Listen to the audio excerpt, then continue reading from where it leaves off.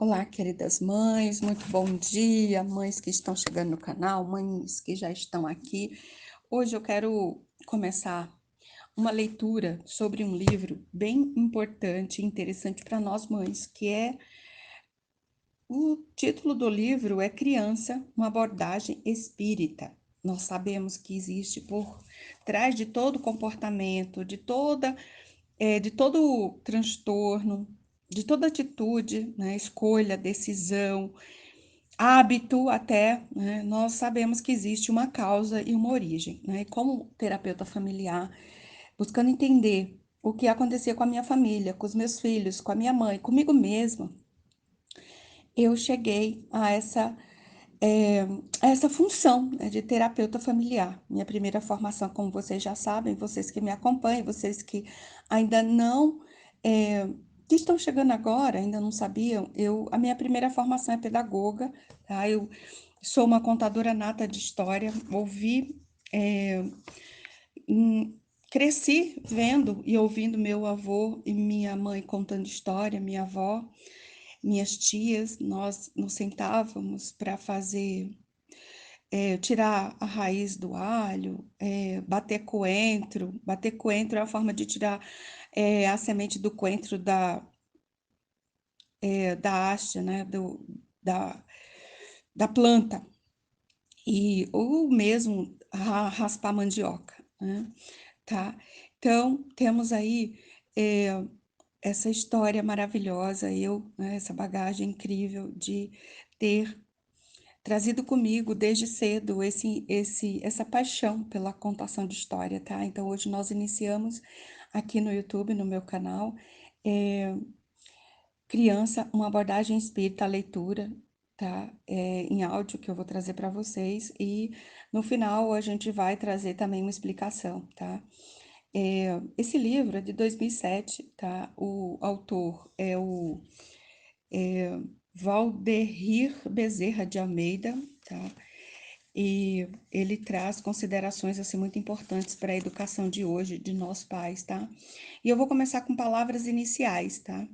E aí leitura do livro, tá? Começando agora. Palavras iniciais.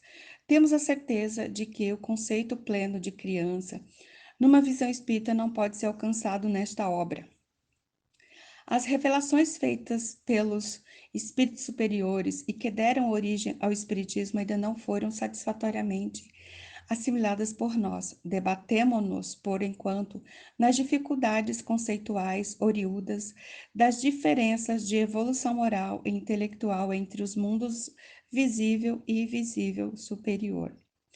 Carl Gustav Jung, e aí ele coloca a data 1875, 1961, né, ano de desencarne do Jung. O criador da psicologia analítica diz que não somos criadores de nossas ideias, mas apenas seus porta-vozes. Como espírita, acredito nisso por duas razões. A primeira é que, quando nos colocamos à disposição do alto para realizar alguma coisa na direção do bem, os seus mensageiros nos inspiram, fazendo com que tudo saia melhor do que se o fizéssemos sozinhos. A outra razão é que, parafraseando Goethe, se fosse suprimido tudo o que escrevi das almas e dos espíritos com os quais aprendi, pouco ou nada restaria que pudesse ser considerado de minha lavra, ou seja, do conhecimento que ele tem, né? Talvez caiba a mim somente o mérito de condensar e divulgar tão significadoras verdades e ensinamentos, que espero sejam de grande valia para os que tenham a paciência ou curiosidade de as lerem.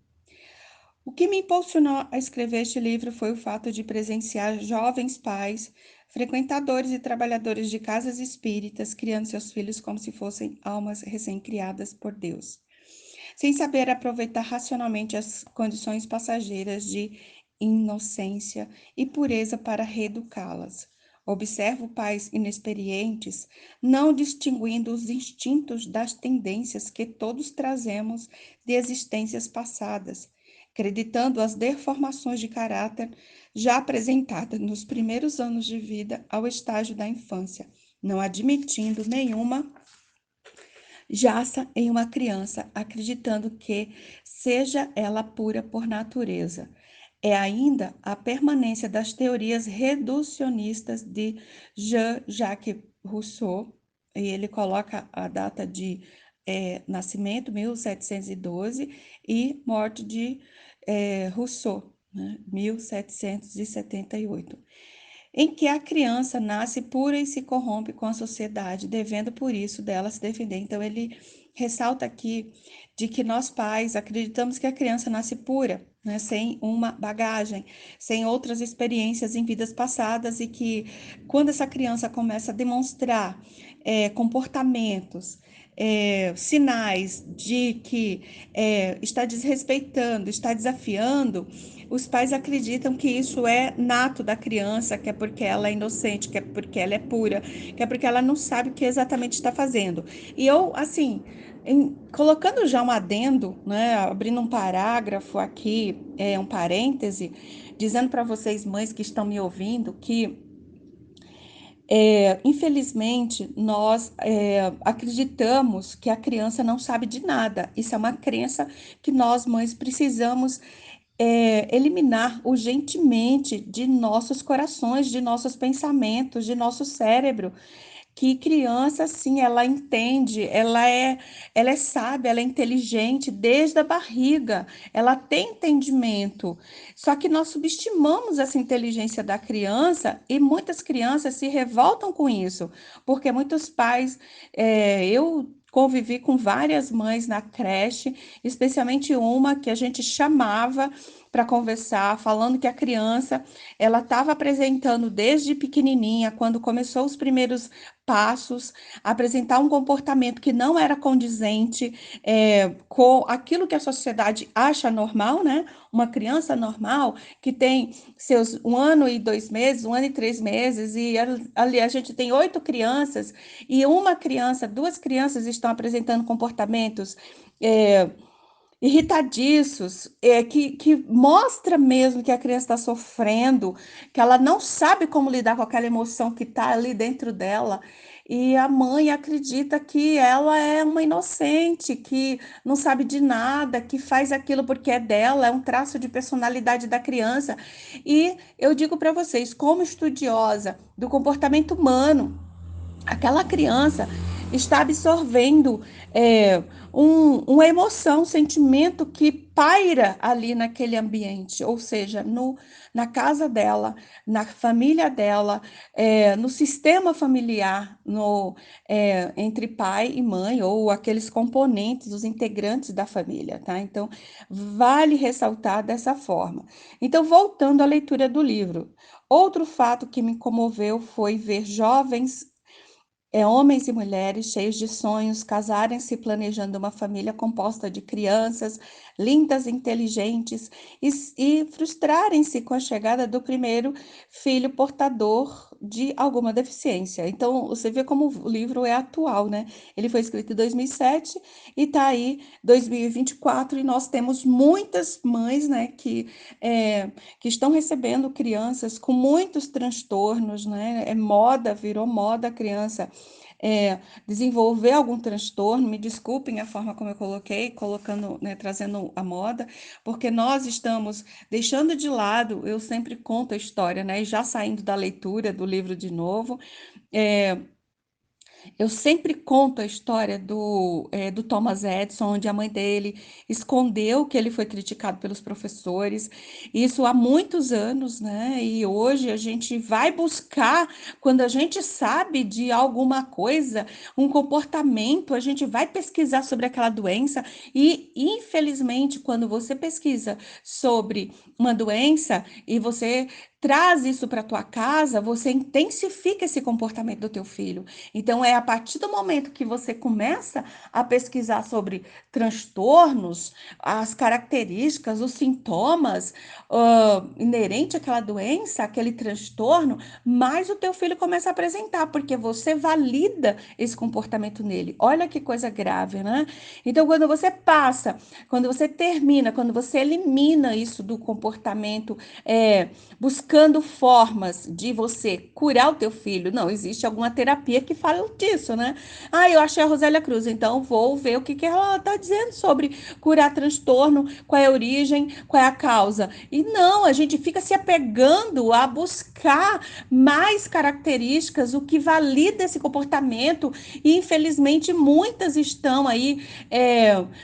Colocando as crianças numa bolha, condicionando elas, né, a ter esse sentimento de incapacidade, a buscar meios de facilitar é, o raciocínio lógico na escola, de facilitar as atividades, quanto mais fáceis para aquela criança que tem uma dificuldade. E estão desmerecendo, estão subestimando a inteligência dessa criança que tem todas as capacidades e competências capazes de resolver qualquer problema matemático ou buscar soluções para resolver uma solução, né? Para resolver um problema, para resolver uma situação, né? Então, vamos observar os sinais e vamos, em vez de buscar comportamentos, os sintomas do transtorno, vamos buscar situações, vamos buscar meios, recursos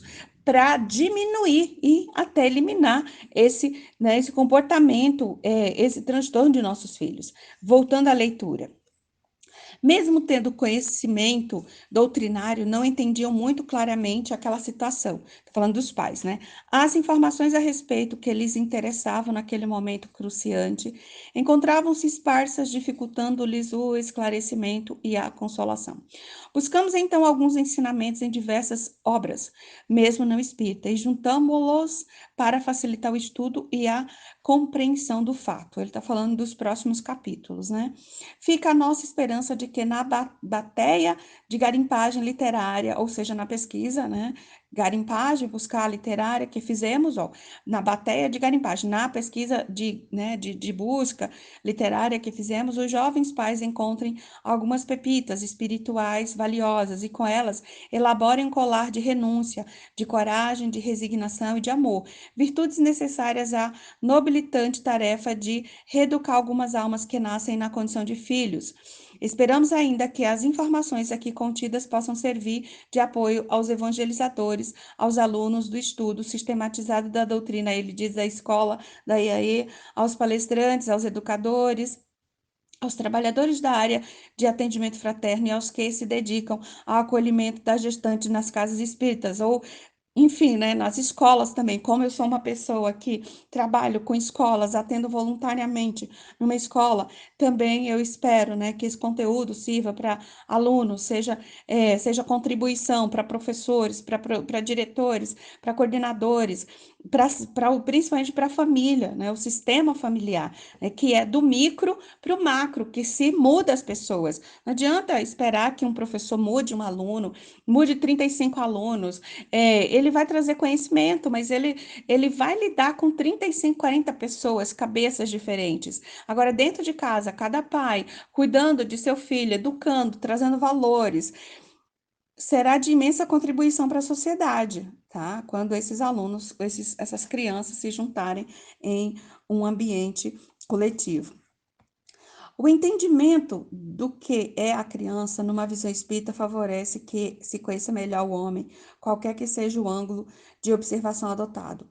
Quanto à bibliografia, ele fala, né, da prece, do céu e inferno, do Evangelho segundo o Espiritismo, da Gênese, do Livro dos Médiuns e as obras póstumas e também uma revista espírita que tinha na época. Eu não sei se ainda tem agora, mas eu posso verificar para vocês também. E aí ele diz, as citações de obras de outros autores, também espíritas e não espíritas, fazemos-las ao pé da página. Então, se tiver aqui, eu vou compartilhar com vocês, tá bom? Facilitando, assim, a quem ouvir, né, hoje esse áudio, o texto, possa buscar outras fontes, tá, gente? Como vocês sabem, eu sou programadora neurolinguística, sou neurocientista, uma estudiosa do desenvolvimento humano, e eu capacito mães também para entrar nessa função, que já estão, só que com consciência de que são especialistas, né? Então, nós fortalecemos a mãe, trazendo autoconfiança, trazendo segurança, para que essa mãe ela possa ser a sua melhor versão. Eu estou falando de melhor versão porque é essa palavra que eu escuto de muitas mães. Ou seja, para que uma mãe possa ter propriedade e autoridade na hora de educar seus filhos, né? E se sinta capaz, porque muitas mães se sentem inseguras, até com medos, e isso faz com que elas se tornem permissivas, né? Além, claro, um sentimento muito importante que é a culpa. Precisamos eliminar também a culpa das mães.